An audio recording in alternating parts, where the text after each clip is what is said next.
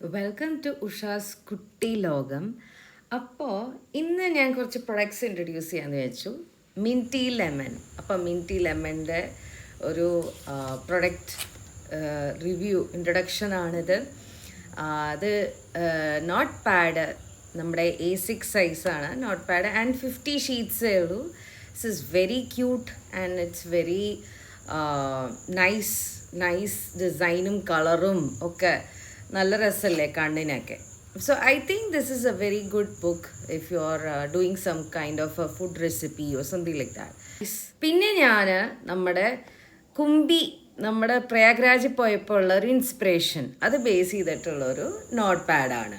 അതാണ് കുംബി ബെയർ. ഈ കുംബി ബെയർ എന്ന് പറയുന്നത് 100 ഷീറ്റ്സാണ്. ആൻഡ് ഒരു ബെയറുണ്ട്. ആ ബെയർ പോയി സ്നാനമൊക്കെ ചെയ്തിട്ട് വന്ന ശേഷം ബുക്ക് ആയി തീർന്നു. ആ ഡിസൈൻ അങ്ങനെയാണ്. ശരിക്ക് ഭയങ്കര ഒരു ക്യൂട്ടായിട്ടുള്ള ഒരു ക്യാരക്ടറാണ് കുംബി ബെയർ.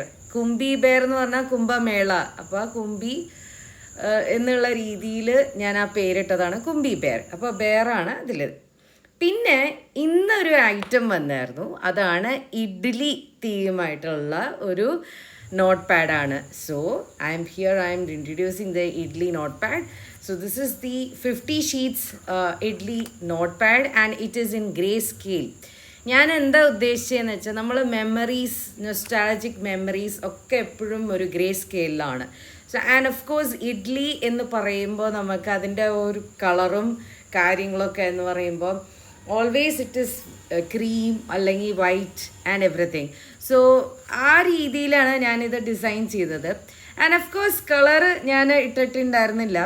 സോ ഗ്രേസ് കളറിൽ ഒരു പ്രത്യേക ഒരു ലുക്കാണ് ശരിക്കും പറയാൻ വെച്ചാൽ. നോട്ട് പാഡ്സ് നിങ്ങൾക്ക് എന്തെങ്കിലും നിങ്ങൾക്ക് റെഡ് പേന വെച്ചിട്ട് എന്തെങ്കിലും ചെയ്യണമെങ്കിൽ കളേഴ്സ് യൂസ് ചെയ്തിട്ട് നമുക്ക് എന്തെങ്കിലും ചെയ്യുകയാണെങ്കിൽ you can use this as a note pad for that also. So ഇതൊക്കെയായിരുന്നു ഇന്നത്തെ products and this is the final one. Idli വെച്ചിട്ടുള്ളൊരു സെൽഫി ഞാൻ ചെയ്തു. So until next time, thank you for joining me in to this കുട്ടി video.